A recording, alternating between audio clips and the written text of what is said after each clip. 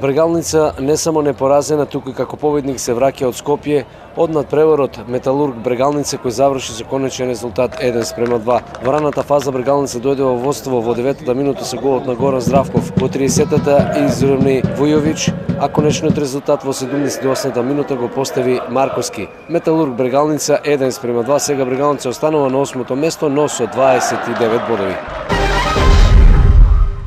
Утре со почеток од 14 часот се играат надпреварите од 14-тото коло прво пролетно во третата фудбалска лига Исток. Сите екипи ја имаат платено котизацијата, со што е овозможено непречено да стартува пролетниот дел.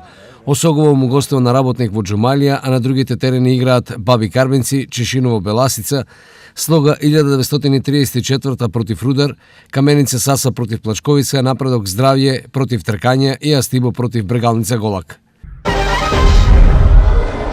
Мала Ајакс во Штип утре во салата на основното училиште Тош Арсов во рамки на 20-тото коло од футсал првенството на Македонија пречекува екипата на Црна река од Кавадарци.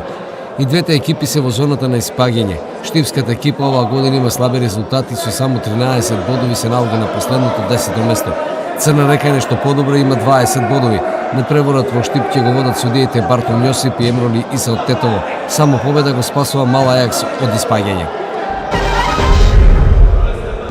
Започнува разигрувањето за првак на Македонија во одбојка. Двете најдобро пласирани екипи Струмица и Вардар ги очекуваат победниците од дуелите Пробишти Псушево и Синалко Мавис за да се игра полуфиналето. Викендов во Пробишти играат Пробишти против Сушево Василево, а Синалко ја пречекува екипата на Мавис. Во полуфиналето од екипата која прва ќе дојде до 2 победи.